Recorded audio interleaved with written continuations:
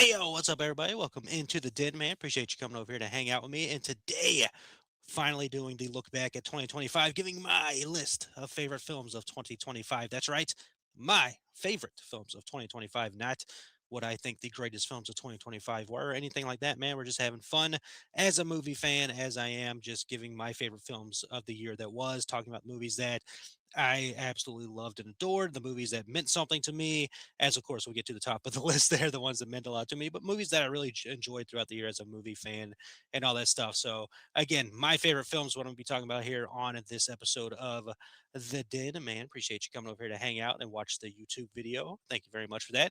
And by chance, if I actually did this and you're listening to the audio version of this show, highly unlikely that I put an audio one out, but if I did and you are listening to it, thank you for checking that out as well, man. If I actually put it out. But without further ado, let's go ahead and jump into this. I thought it'd be kind of funny to do like 25 of 2025. I'll maybe breeze through this, talk about each film a little bit, but I'm not going to do that. I'm going to do 20 movies. We'll have five honorable mentions real quick. Let's see. Anaconda. Interesting, fun movie. Enjoyed that a lot more than I thought I was going to. Honorable mention for that one. They had a good time with that one. Honorable mention for Hell of a Summer, the Finn Wolfhard. Everybody loves their Stranger Things and all that stuff. I really need to get a freaking ring light, by the way. I eventually maybe need to, who knows? But Hell of a Summer, had a good time with that fun little horror movie. Bring Her Back, bigger horror movie. I liked it. Can't say it's one of my favorite films of the year by any means. It's one of my favorite horror movies of the year. If you check that out, I collaborated with the Death Curse Club over there, and we talked to movies. And Bring Her Back was on that one for all of us there. Other horror movie, The Strangers Chapter Two. I know a lot of people don't like these movies. To each their own. I mostly enjoyed that movie for Madeline Petch's performance. Thought she was fantastic. And then last honorable mention, as I keep holding up three, even though I gave five, The Electric State. It was the Netflix original film starring Millie Bobby Brown, Stranger Things again, and Chris Pratt. Enjoyed that movie a lot more than I expected to, man. So those are honorable mentions for the year. Now we're going to go ahead and jump in to the 20 films that I overly enjoyed throughout the overly enjoyed. Is that the I don't know. Who knows, man? But the 20 films that I enjoyed the most in 2025 as watching. Again, my favorite, I enjoyed. Not saying the best movies of the year by any means. So at number 20, we're going to start off with kind of low for me, especially how much I do enjoy this franchise. But I have The Conjuring Last Rites coming in at number 20 for me. Enjoyed the film. Enjoyed it much more than the third film, The Devil Made Me Do It. I believe is yes, is what that one was called.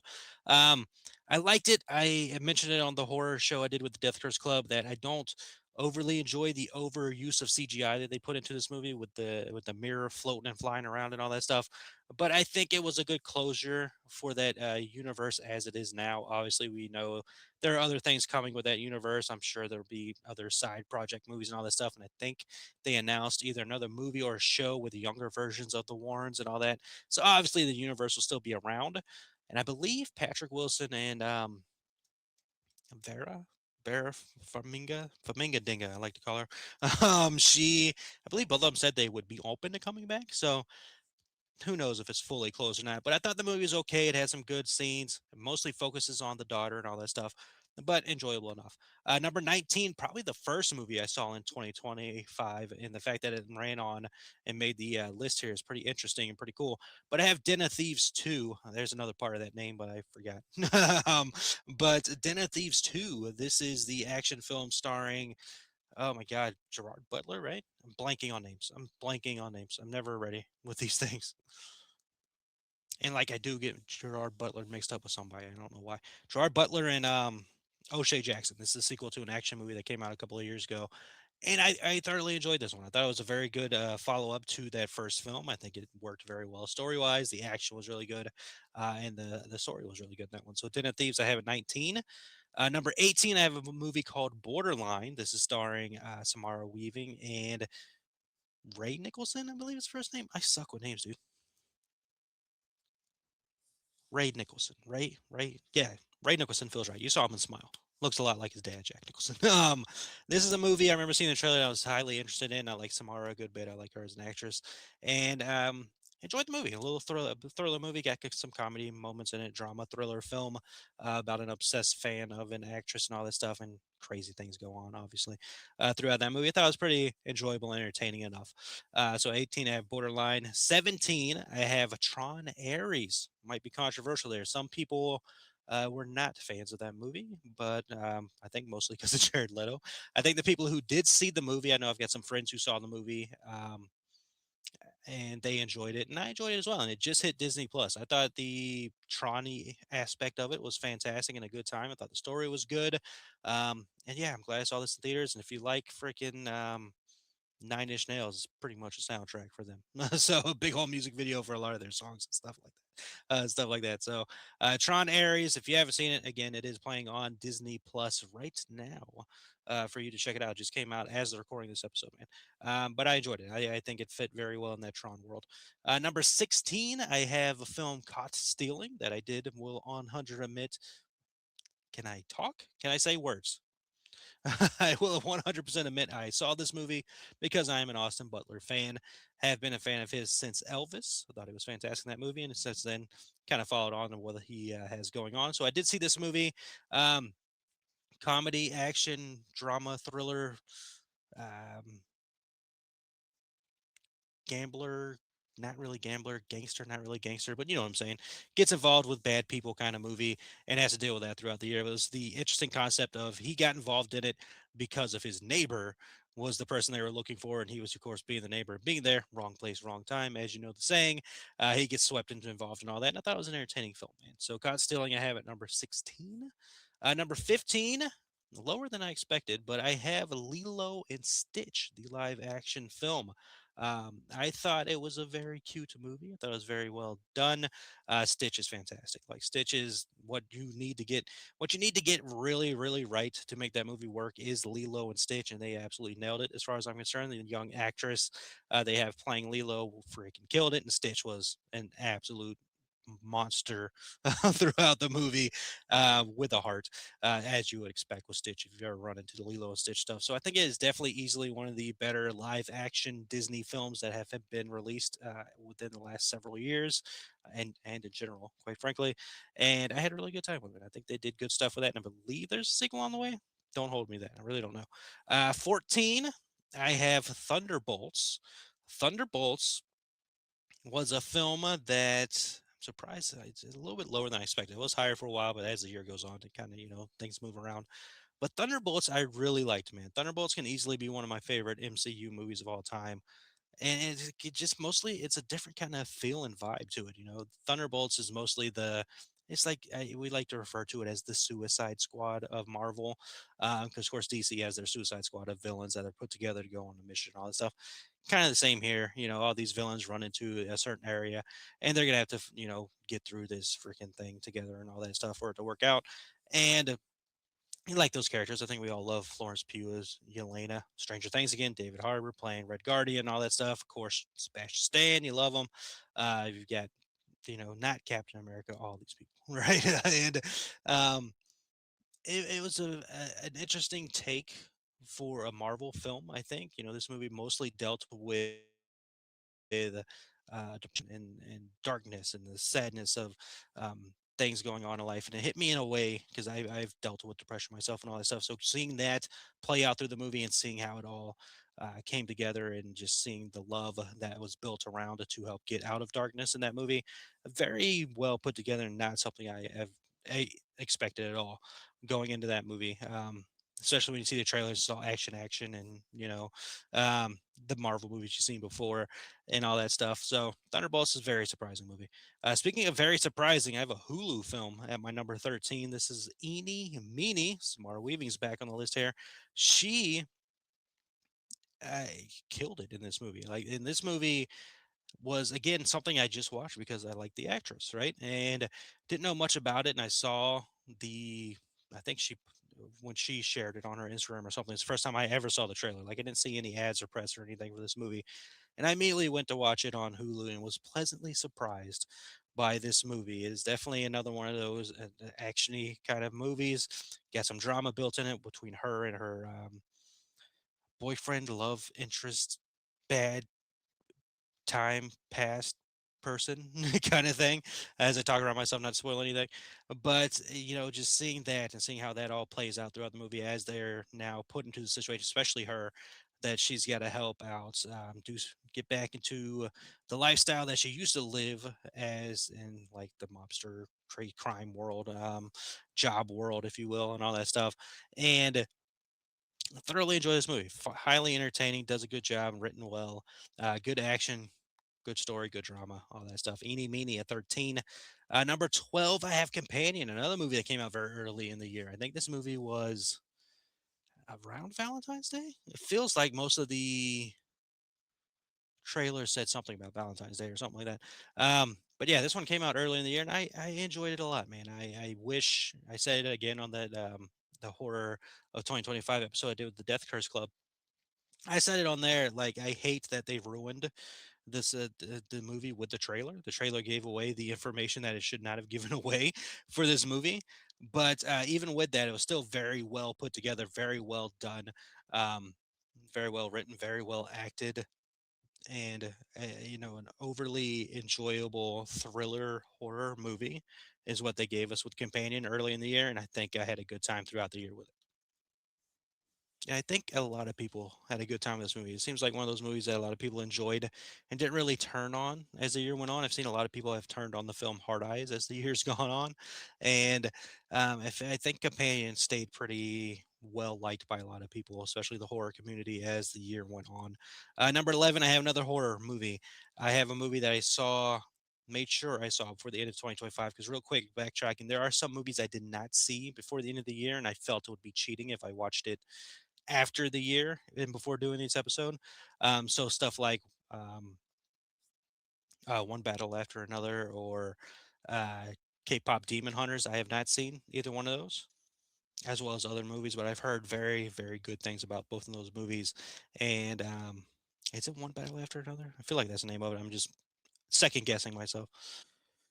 That feels right. I think it's the Leo DiCaprio one. I don't think I know Leonardo DiCaprio stars in it amongst other stars, but pretty sure it's called One Battle for Another. I didn't get to that movie. I did want to watch it before doing this because I just feel like that's cheating. But obviously, I think that's a movie that if I did end up getting around to seeing, I would have absolutely enjoyed. K-pop Demon Hunters. Believes an anime movie, and I don't really watch anime. I haven't really ever gotten into anime, so um, I don't know how I would have felt about it. I've heard the freaking song Golden. I don't think you can go anywhere without hearing that song Golden. Really good song by all means. So credit where credit's due there. But back to the list, number 11. I wanted to make sure I watched this movie. Highly debated watching this movie for quite some time. It's the only film I've ever let myself get a spoiler for as well. If you couldn't tell, number 11 is the film Good Boy. This is the horror movie that is following the dog and is watching the dog the whole time throughout the movie. I've said it before on other shows and I'll say it again. If you have a pet, especially a dog, you've looked over at them and you've seen them like staring up at a wall or staring off into space or kind of tilting their head and all this stuff. You're like, what are you doing, creepy creeperton? Like, what's going on over there? So the fact that somebody took that and made that interesting aspect, and you've always heard the stories that dogs can sense evil and all this stuff. Um, so for them, somebody to make that and take that aspect and make it work was awesome and all that stuff. And like I said, I gave myself a spoiler look at that movie. I won't spoil anything for you, but obviously I had to know some things before watching this movie, which I probably just spoiled by the way for you and with trying not to spoil it and all that stuff. But I think it's okay. I think for the majority of the world, it's okay for us, to know when it comes to Good Boy. But very well done. Um, Typical horror movie, kind of like images out of the side of your head or stuff that jumps out at you, and all that stuff. It's not grotesque, it's not gory, it's not over the top or anything like that. But very well put together movie is on Shutter. If you haven't seen it, and if you love horror, you should have Shutter. Um, is what I say. All right, let's get into the top 10 here, man. And this is a movie that would started low on my list. And just as the more I thought about it, and just the more of thinking about stuff I love, this movie has gradually and easily climbed up the list and made my top 10, at least 10. And this is Jurassic World Rebirth. I am a huge Jurassic fan. Jurassic Park, you can't see it, but I get, Jurassic Park stuff, Funko Pops over there. Um, can't remember what that thing's called, but my brother got me. It's the Ultra Disc, Ultra. I can't remember what it's called, but one of those old school like big discs that look like records that you play.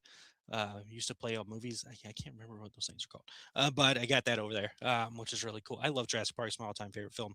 So that franchise, I've always been interested in, piqued my interest in what they were going on, and having this movie come so soon after Dominion was interesting. Like we all knew they were going to do another Jurassic movie. Like there's no way that franchise is going to be done.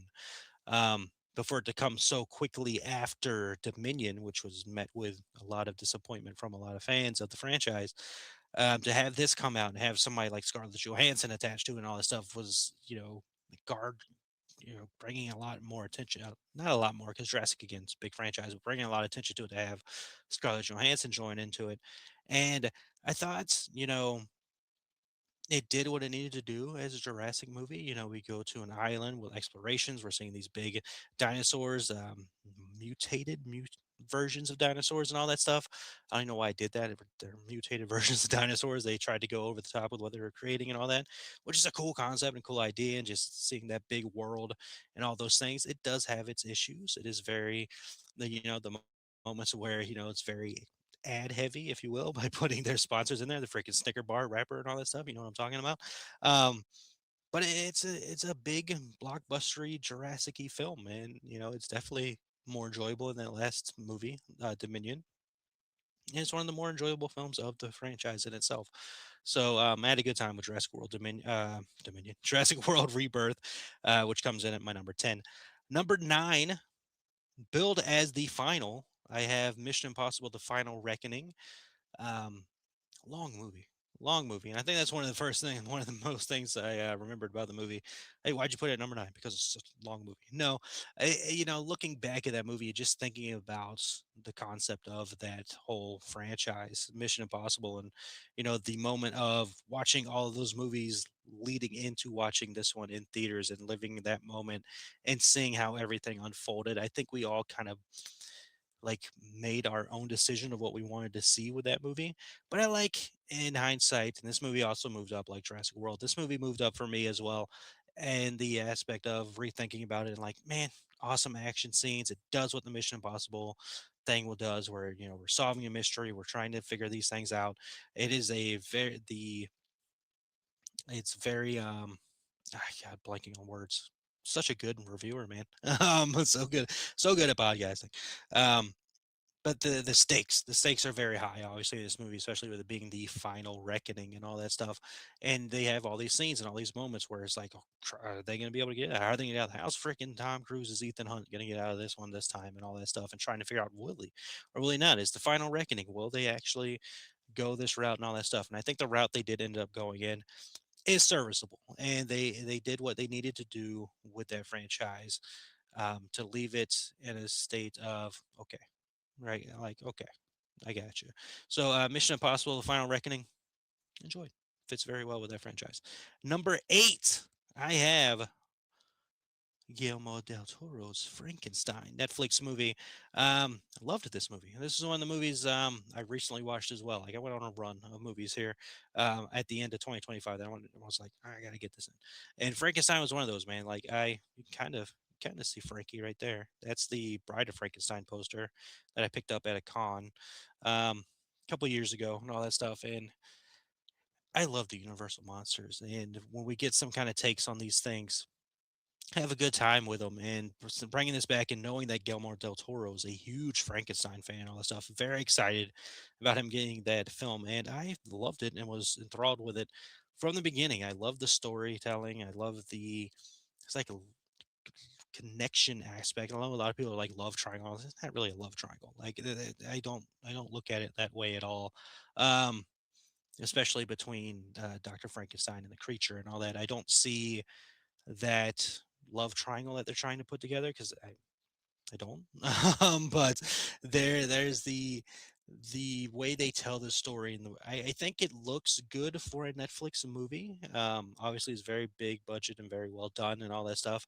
But I like the story that they put together. I think the creature looks freaking fantastic and awesome, and Oscar Isaac's such a good actor. Would have loved this movie. The movie would have been top five. Andrew Garfield was still in it. No, I'm just kidding. Jacob Elordi, right? He played the creature, right? names, man. But I'm pretty sure it was Jacob Elordi that ended up playing the creature. He was really good. And he did a. It was Jacob Elordi. He was really good in the role, and he fit the creature's vulnerability as well as monstrous sides throughout that film and all that stuff. And again, Oscar Isaac's fantastic. Mia Goth, amazing. Such a good actress, and normally we see her doing these over the top, crazy, uh, you know, roles and all that stuff, especially with the more recent. Do we call it the X trilogy? What do we call that? X Pearl, Maxine, stuff like that she's done, and she's gonna be in a Star Wars movie in 2026. I think it's 2026, but she is in a Star Wars movie coming up. So it's like another concept. But she plays two characters in this movie, one of which you don't recognize her as fully as her until you hear the voice. You're like, there she is. And then the other one, of course, we know mainly with her. But I thought she was good. Like everybody in this movie is good. Like everybody in the movie's good. It had big freaking scenes in this movie, but vulnerable enough to have dialogue, a lot of dialogue, and all that stuff. Not much of this movie I would have taken out or trimmed or any stuff. Like beginning portion of the creature's side of the story, because it starts off mostly with the doctor's side of the story, and then we go on the creature's part, telling the story. And some of that creature part I could have done without, but it was still okay. Overly enjoyable, fantastic movie, easily top 10 film of 2025 for me. Favorite movies. Number seven, this franchise back in a big bad way, man. I have Predator Badlands coming in at number seven for me. What a freaking fantastically fun, actionly, horror adjacent kind of movie. Action sci-fi is basically what the Predator franchise is, but they've come back in a big bad way. A lot of people are like, oh no, Disney's got it. They're gonna ruin Predator. No, they've given us two, supposedly three. I have not seen the animated Predator. I think it's called Killer of Killers. I have not seen that, but I have heard extremely good things about that movie.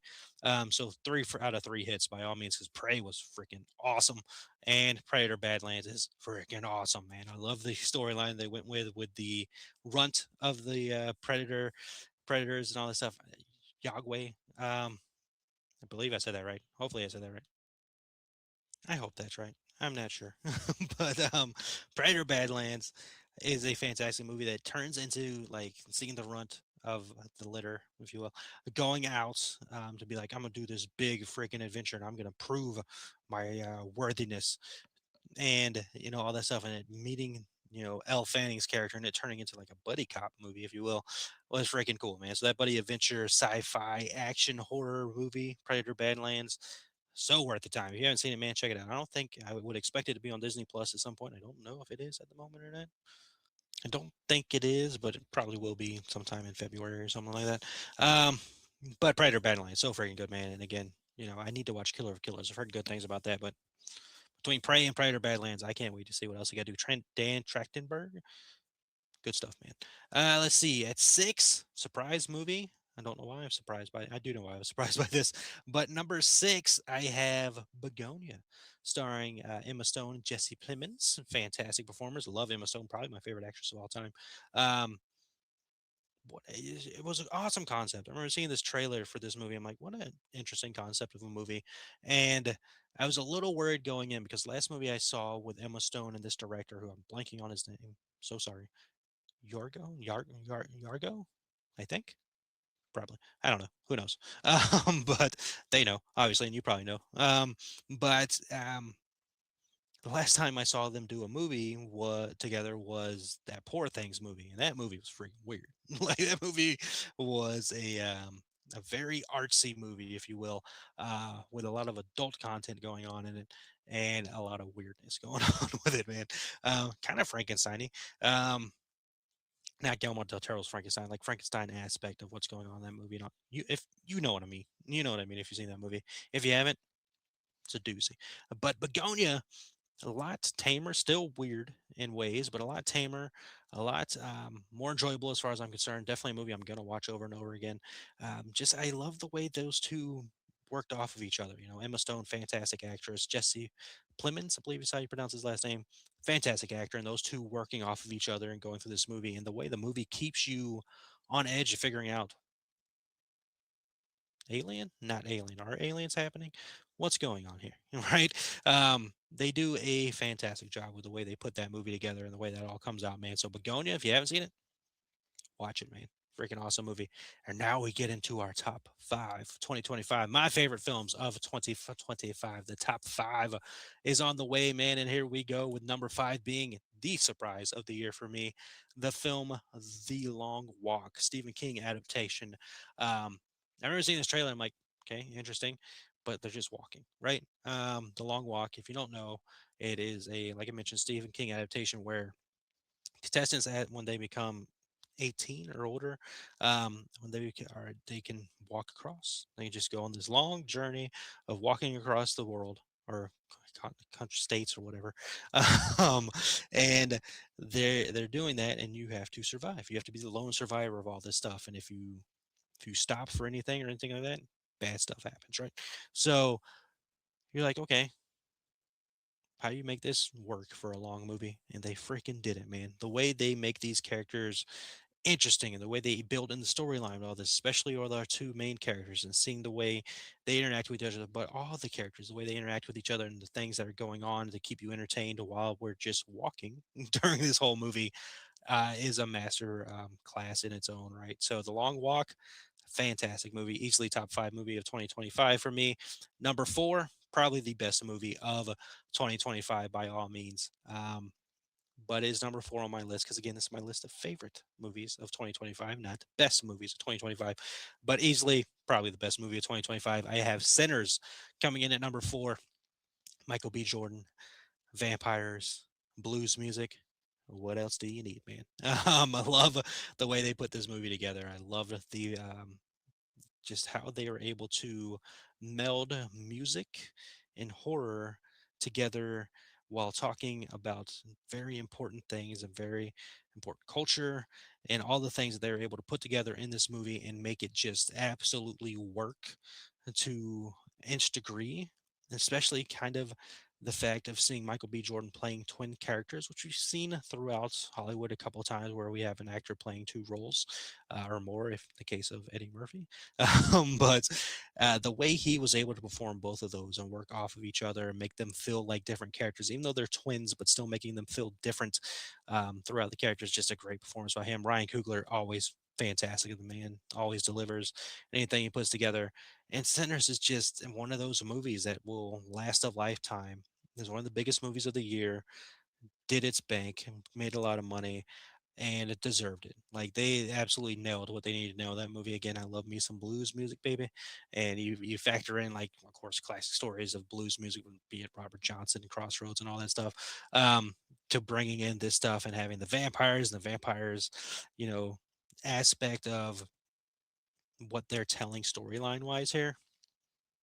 Absolutely fantastic. So, like I said, easily probably the best movie of 2025. Probably not even probably definitely the best movie of 2025, but this is my list of favorite movies of 2025. And the top three, listen, I know, I know, you will be super judgy about this, maybe, or maybe be cool, man. We like to be cool and let people enjoy their things, especially when it comes to movie. Extremely subjective.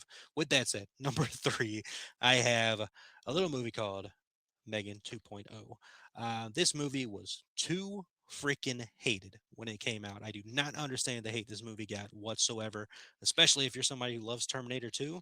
If you love Terminator 2 and you hate this movie, what's the deal? Megan 2.0 is an absolute blast of a freaking time. Yes, I know the first movie is primarily horror. With that said, that first movie also has a lot of comedic elements. Megan becomes a famous, iconic character in those movies with her dancing skills, her one liners, her over the topness, all that stuff still in this movie, added in with an action element. Very T2 style and all that stuff from Terminator to Terminator 2. Blast of a freaking time. Had a good time with this movie. Saw it multiple times in theaters. Was my birthday movie. It came out on my birthday. I saw it the preview night. Saw it again the very next night on my birthday. I loved this freaking movie. It was an absolute fun time. Sucks that it didn't do well. Sucks that people didn't, adapt with it because it still has its horror elements in there and all that stuff. It's just not as much as the first movie, but it's still in there and it's still all the stuff that you love of Megan with that character in this movie. And now she's got extra looks and all that stuff. It's a fantastically fun time, man. If you haven't seen Megan 2.0 or you're on the fence about Megan 2.0, watch the freaking thing. It is a lot of fun. I think the unrated version is now on Peacock. It's probably been on Peacock for a while, but I saw a commercial on YouTube earlier for it. Watch it and have a good time and have fun, man. Like it is a fun action, horror, drama, comedy. It's got all of it in there, man. Megan 2.0 is number three for me, and the number one and two are two movies that feature characters that I personally connect with, one of which I'm very surprised to connect with so much.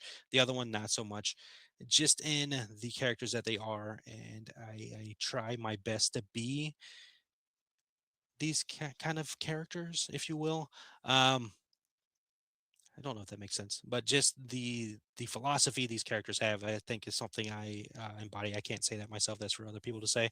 But number two, I, I don't care. Number two is Snow White. I absolutely freaking loved that movie. That movie meant a lot to me throughout this year, to where I saw it five times in theaters. Um, I saw my number one movie the same amount of time in theaters as well.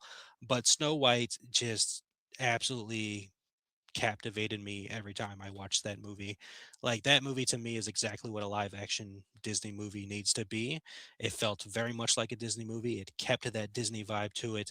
It kept what you think a Disney princess is supposed to be throughout that. I don't care. Rachel Zegler was fantastic as Snow White. She absolutely delivered in that role.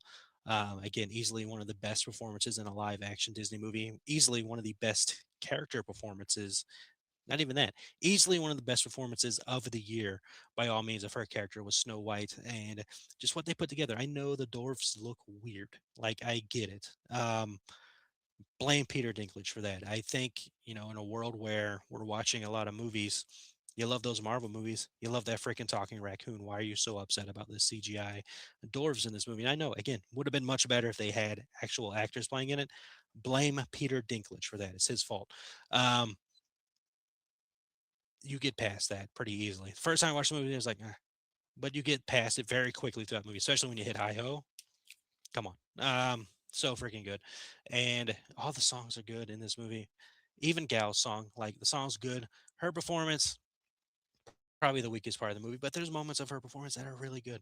But this is a live action Disney movie that to me feels like what a live action Disney movie should be. The hope, the scariness, the vibe, the drama, the aspects and all that stuff. It's not really changed all that much from Snow White. There is differences, of course, but nothing to where it overly alters what the story of Snow White is. And if you were mad about this movie because the actress is not white, shame on you. Just in general, just shame on you for that kind of thought process. But Rachel Zegler was absolutely fantastic in this role. Snow White is a fantastic getaway Disney movie that, again, captivated me, and just her stance on kindness and truth and love and all that is just the beautiful thing that we need in the world. And I loved Snow White. So that is my number two movie of the year. And then number one for me, Superman. Like, I mean, and I'm shocked by this because I've never really been a huge Superman fan, even though I feel like the characters is probably one I'm closest to because he is again about hope and kindness and the things he's trying to be, and shining that bright light on the world of you know so many aspects of what we need. And seeing that movie and seeing it so well put together, and it's always kind of worry about that character because that character is ultimately good, and trying to show that character off in a world that we live in now has like been a problem. It's been tough, and to feel how you want to feel about Man of Steel, but that is like a very different kind of Superman, even though Henry Cavill does a really good job. David Cornswet, what his performance as Superman is fantastic, and of course Crypto is great. Everybody in this movie is freaking great. Rachel Brosna's Lois, just everybody in the movie is great. James Gunn put together a masterclass when he put this movie together. Um, a good fun time. Saw this movie again and five times in theaters as well, and I watched this first movie I watched 2026. I watched it again and just still absolutely captivated by everything. I mean, freaking Nicholas Holt is Lex Luthor, fantastic. I can't wait to see these two come back for what I can't remember what the name of the sequel is called at the moment right now, but Superman 2 is what we'll call it. Man of Tomorrow, Man of I don't know. I can't remember. We'll see if it changes because obviously Supergirl that's coming out this year was called Woman of Tomorrow and is now it's just Supergirl. So we'll see if the name changes and all that. But what a freaking movie! What a good comic book movie! Like that feels like an absolute comic book movie come to life on screen. Masterfully wrote, masterfully performed, greatly done. Brings Superman into the world today and gives a Superman movie that feels like the first Superman movie we've had since the first that Superman movie with Christopher Reeves. Like it feels like that long to where we've had like a straight up Superman movie that feels this good, and you feel with this character, and you feel what this character is about, the ultimate, the hope and the goodness that that character embodies, man. So Superman is number one for me. So that is my 20 films of 2025 list. Obviously, there will be some discussion there with some people to be like, I can't believe you put this movie. I can't believe you have this movie on your list. It is what it is, man. Movies are subjective. I hope more than anything that you can find the peace to where you can understand that people enjoy things, and um, just because they like a movie that you don't doesn't mean they're a bad person or they're wrong or anything like that. It's just they enjoy a thing and all that, just like you're allowed to enjoy the movies you want to watch and enjoy. So that's in my list for 2025. I will have another episode coming out soon talking about my favorite, most anticipated, or the movies I'm anticipating for 2026 and all that stuff. So appreciate you as always taking the time to you watch this. Is your first time here? Welcome in. I am a goofball, but appreciate you watching this video. Hope you enjoyed it. Um, Leave in the comments your favorite films of 2025 and all that stuff. But again, I will be back on 2026 list of films that I'm highly anticipating for the year. I've already had a couple come out. But yeah, man. So as always, like before we close this out, I'd like to remind you, you matter. You're capable of incredible things. Trust in yourself, believe in yourself, be kind to yourself, give yourself some love, man. And as remember, you do truly matter. Appreciate you. Thank you for watching along or listening. If I actually put the audio out, we shall see. But thank you. Until next time.